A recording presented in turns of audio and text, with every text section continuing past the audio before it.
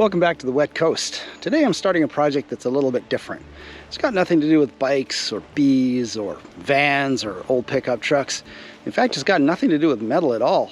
Today I'm starting a woodworking project. So I was asked if I could build a table for a balcony and base it on a table that's available from a Canadian furniture company that sort of rhymes with "hey there." And I thought, you know what? I know how to use a tape measure. I've got some tools. I've even got some wood lying around. So how hard can it be? Let's find out, shall we? This is a picture of that table that I am taking inspiration from this company. And the dimensions of the table aren't right for the area that they're going to go on this balcony. So I decided to just model it up in Blender, get the dimensions right, and now I kind of know how big the planks are, how thick, how long, how the legs, etc. So now it's actually time to start cutting some wood. And so I've had this pine shelf board for, it feels like forever, to the point where the label that used to be on the packaging has prevented it from being discolored at where it used to lay. So that's cool. I'm going to use this to make the tabletop. The problem with it though, it's not in enough pieces. So I'm going to cut these into planks. So according to my Blender diagram, I need 5 planks that are 3 7/8 across by 55 inches long. I'm gonna rough cut this to like 55.5, and then I'm gonna rip the planks on my table saw, and then I'll cut the final length to 55 inches on my radial saw. Aren't pallets the most versatile things ever?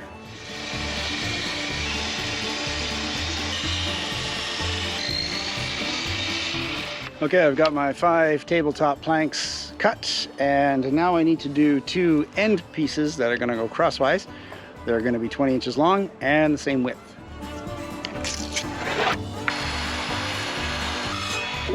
And the tabletop will end up looking something like this. All right, so right now that tabletop, or the pieces of that tabletop, don't have a leg to stand on, so I need to fix that, and I'm going to do it with this massive slab of wood that a friend gave me. I'm gonna cut it to 42 1/4 inches long, and then I'm gonna cut out some 2 1/4 inch by 2 1/4 inch legs for the table. This is gonna be a fun challenge because this is 3 inches thick.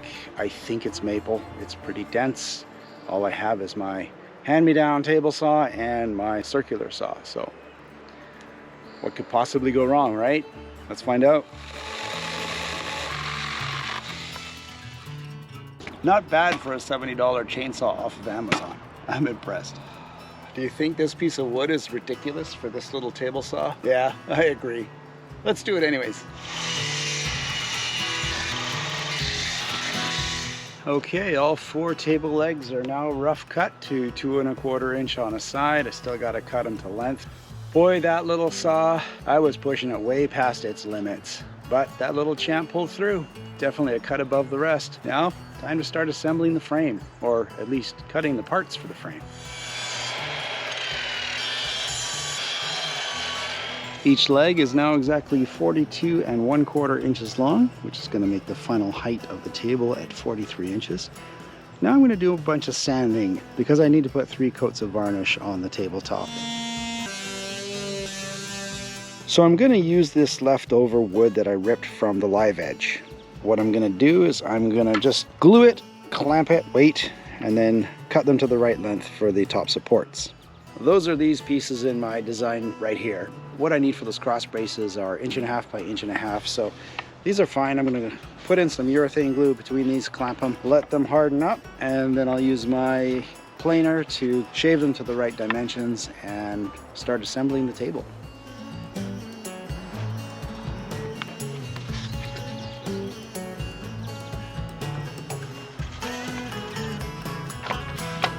All right, now to let that cure, then I can start milling down to the right thicknesses.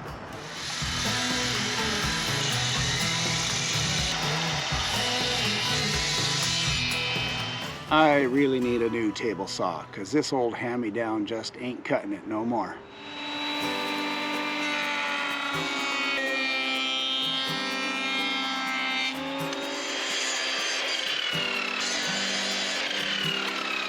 All right, so I have the 3 supports for under the tabletop. They are these little parts in my Blender 3D file. I've just rough cut them. I still have to routed the tenons on the end, but for now I'm going to work on the 2 bottom crossbars and the big crossbar that goes across between the length of the table between the pairs of legs, and that's this thing on the Blender file. But as I said a little earlier, what I need to do is make the 1.5 by 1.5 cross sections out of 2 pieces of 3/4 inch pine board that I've got lying around. That's a little bit more gluing and more weighting, but I'm going to do that now.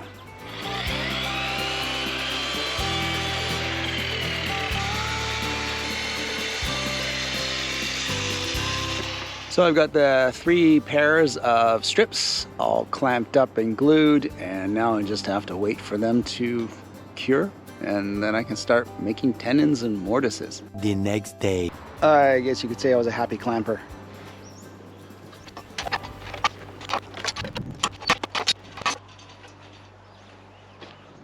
Okay, so it turns out that there's going to be another piece of furniture on the balcony that this table is going to live on, and that other piece of furniture has a lot darker wood than this stuff.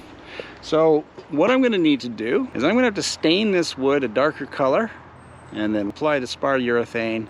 What better way to spend a Sunday afternoon in the sun, right?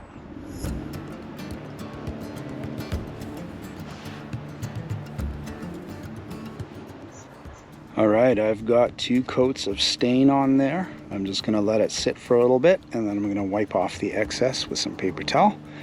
I think this is gonna look pretty sharp. Okay, the second coat I've wiped down with paper towel, and it's pretty much dry. It's a little tacky to the touch. I'll leave it lying out in the sun to dry out. So now it's time to make some joints. Make, not roll. Well, the first thing I'm gonna do is mark out the mortices on the legs. I need 2 of them up at the top, 90 degrees away from each other, and then 1 a little farther down where the crossbar is going to meet. And to do that, I'm going to use my handy dandy little compact router and a 1/4 inch bit. But first, I'm going to mark these up. So every one of my tenons is going to be 1/4 of an inch from the top of the legs. So I've got my caliper here. I've got that set at 1/4 inch, and I'm just going to make a slight line across where the approximate center is. So that's my 1/4, and now I have to split this in half. So that'll be the path the router bit travels. So now I need to figure out the exact center of this piece. I'm going to do this in millimeters because it's easier to math in millimeters. So that is 55 millimeters across. So I'm going to have that at 27.5 millimeters as the center. I'm using a mechanical pencil because it's really accurate. 27.5. Now the cross supports that I've designed for this table are all about 1.5 inches square. So the length of the tenon is only going to be 1 inch because it's going to be a 1/4 inch space on the top and a 1/4 inch at the bottom. You'll see once I route it out what I'm talking about. So from my 1/4 inch mark, flipping back to imperial, mark off my 1 inch, and then I'll draw my line. And that's the mortise that I have to route out for the tenon that's going to fit in there. Easy, right? So hopefully it's not too hard to see, but what I'm trying to do is to line up the center of the bit in the router with the center of that line. So what I've kind of discovered is if I have it, instead of having the cutting head like that, which would be intuitive, and that it would be easier to line it up in the center, I found that that didn't work too well for me. So I like to have it 90 degrees. And so I can sort of eyeball the center of the bit in there, then adjust the edge guide on the router here to the right distance, and then make a very, very light test cut with the router in the middle of that line where I'm traveling back and forth. And that way I can adjust very, very tiny increments back and forth until I know it's centered, and any scoring on there is going to be covered by the actual cross piece itself. So you can see the witness mark that the blade made. It's pretty dead center. I think I'm pretty happy with that. So now I'm just going to make my cut. I'm going in 1/2 inch. I'm going to do it in 4 passes, so 1/8 of an inch each time.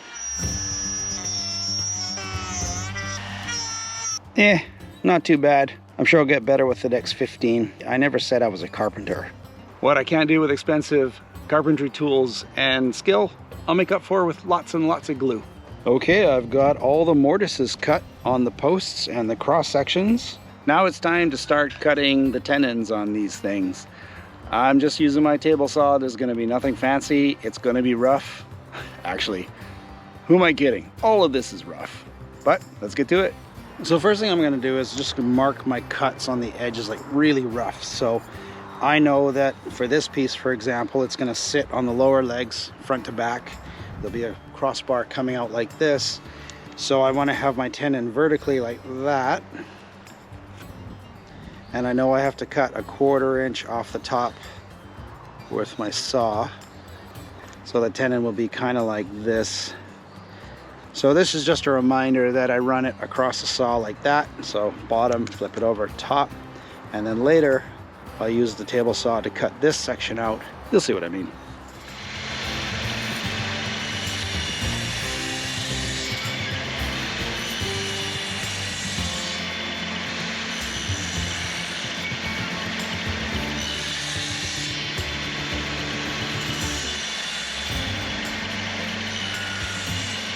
All right, I've got all the tenons rough cut on the cross pieces. It's starting to get a little bit late, so the only thing I want to do for the rest of today is get the 2 pairs of legs glued to with the top apron part. Probably not going to record that. I'm just going to do it and show you it done and clamped up while it cures, and I'll pick this up again tomorrow. So back in a moment.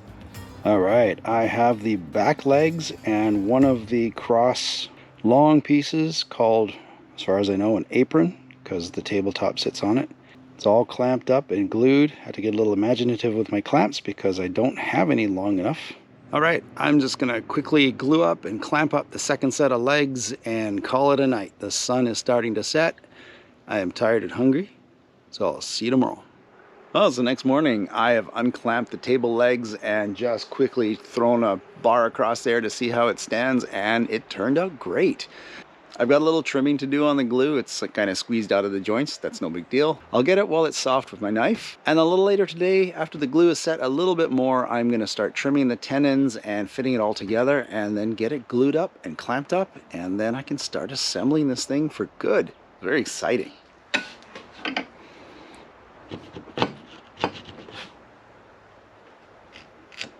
I'm sure there's some woodworking professionals out there watching this going, oh my God, that's horrible. What are you doing?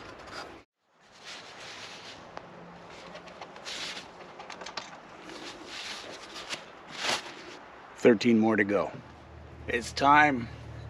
I've got all the tenons on all the pieces shaped, ready to go into their respective mortices. Mortici? Mortis? Morti? Mortices. Time to glue it all together and clamp the ever-living crap out of it.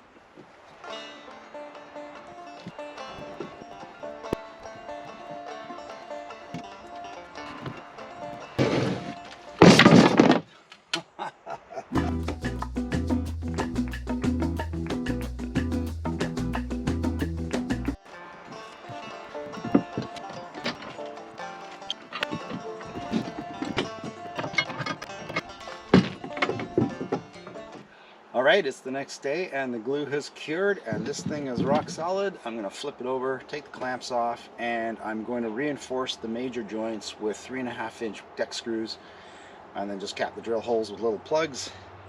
Take me a few minutes and then I can start staining and varnishing this thing.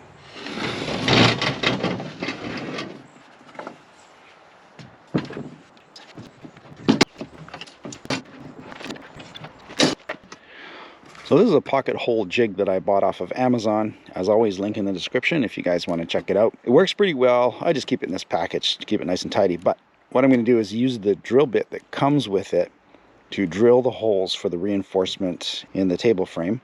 I'm going to use these 3.5 inch deck screws. They are hefty. They have a nice hex or a star bit that comes with it. Actually, it's in here. They'll make it nice and strong. And then I'm going to fill the hole with these plugs that I bought at Home Depot just to make it look tidy. Time to get to it.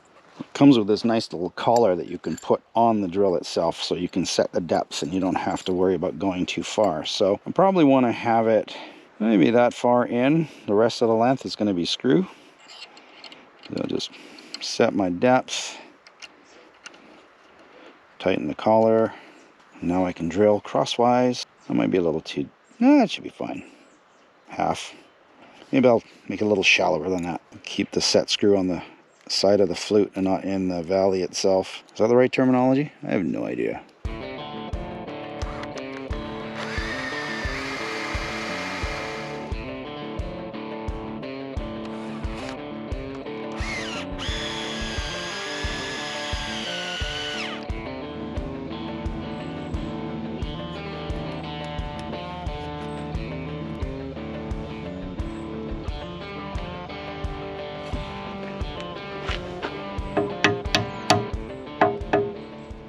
Okay, I'm going to start working on assembling the tabletop now, and because these boards end right about there on both sides, there's not a lot for them to anchor to. There's going to be the cross piece that goes on this and mounts to the table legs here. So what I'm going to do is I'm going to scab on a small section of wood under here that I can then screw up under and anchor the planks down. Do it on both sides. I'll do that right now. So I've made 2 of these pieces, and they will clamp on, well, they will screw on the sides of this cross member here.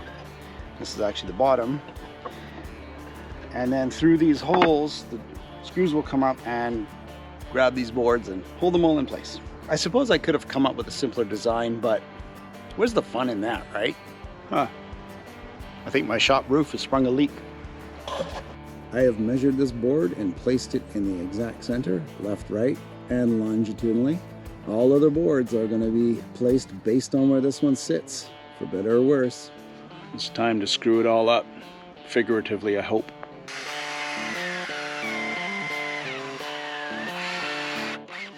So for these end pieces, there will be a plank here and here as well. What I need to do is use my pocket drill so that I can screw from the bottom and catch these. I need to do the same on the outside planks as well, because if this gets lent on, there's going to be a lot of downward pressure. So I'm going to do that for these, and this, and that, and the other one. And I need to do the same for these planks here to hold them down on the center brace.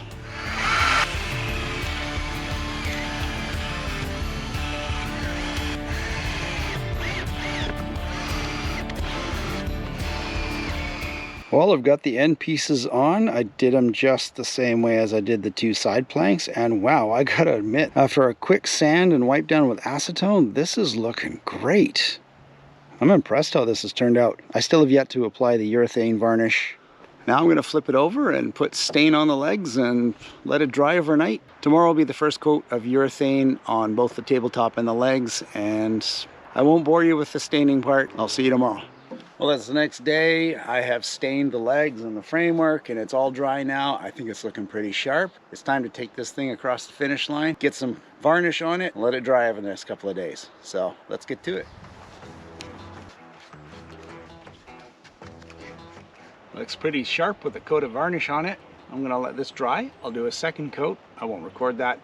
And then I'm gonna flip it over and start doing the tabletop. All right, the legs are done. I flipped it over. I've just done a quick thin coat of varnish on the tabletop. I'm going to do one more coat, and I'm going to let it sit for a couple of days for it to cure, and then get this thing to its new home. It's another day. The first top coat of varnish is nice and cured. I'm going to give it a light sand and then get the final coat of varnish on this tabletop, and then she is done.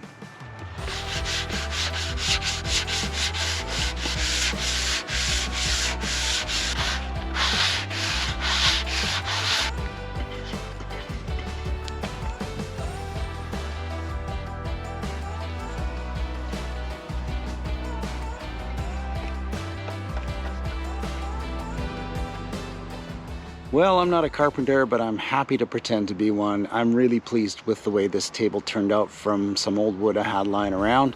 I do like making stuff, so once in a while I will get out of my comfort zone and make something that I've never done before. I hope you enjoyed this video, and if you did, give it a thumbs up. Maybe subscribe to the channel if you haven't yet. I've got lots of projects planned, from bees to bikes to bar tables to trucks and vans and other fun stuff. So stick around. Thanks for watching, and I will see you in the next video.